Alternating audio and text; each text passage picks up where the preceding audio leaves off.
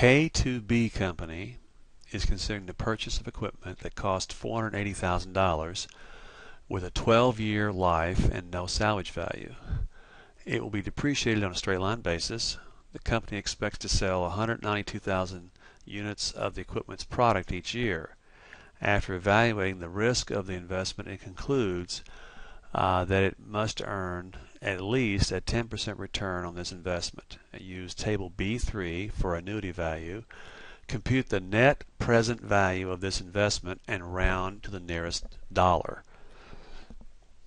Right below this, they give you what the net income is supposed to be from this product, which is sales of $300,000. Then you have cost of material, labor, and overhead of $160,000. Depreciation is $40,000. Selling administrative expenses are $30,000. Total expenses here would be $230,000.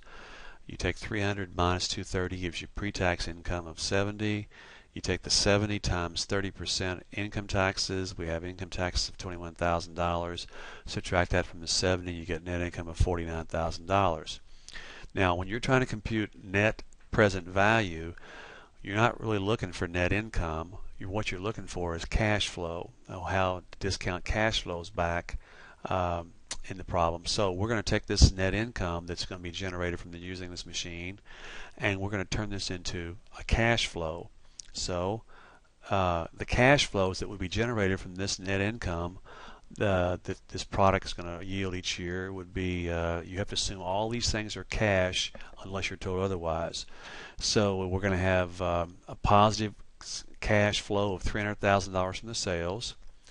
We're going to be subtracting expenses, in this case costs, of material, labor, and overhead of $160,000.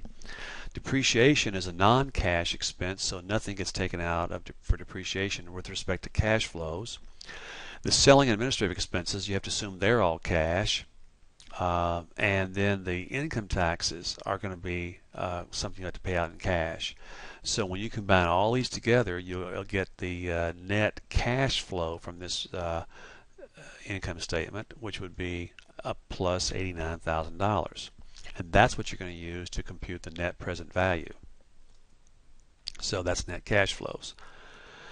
Now the net cash flows for years 1 through 12, because this machine was supposed to last 12 years, are going to be a positive $89,000. We're going to use the present value of an annuity table, which it'll be in your problem. You'll just click on this little link here, and it'll take you right to the table.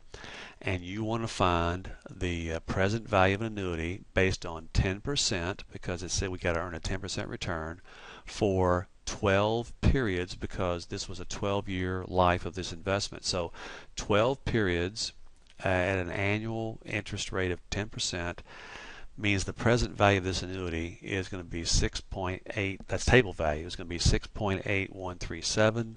You multiply this times $89,000 cash flows, and this gives you the present value of these cash flows in today's dollars. So in today's dollars, if you were going to get $89,000 each year for 12 years, and you had to earn a 10% return on that, then those dollars in today's dollars would be worth a total of $606,419.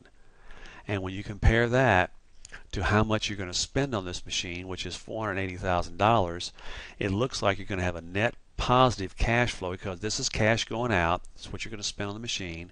This is the cash that you're going to get in if you buy the machine and make this product, and the difference here is going to be a net present value of a positive $126,419. And anytime that the net present value of the investment is positive, that means it's a go. It means you should do it.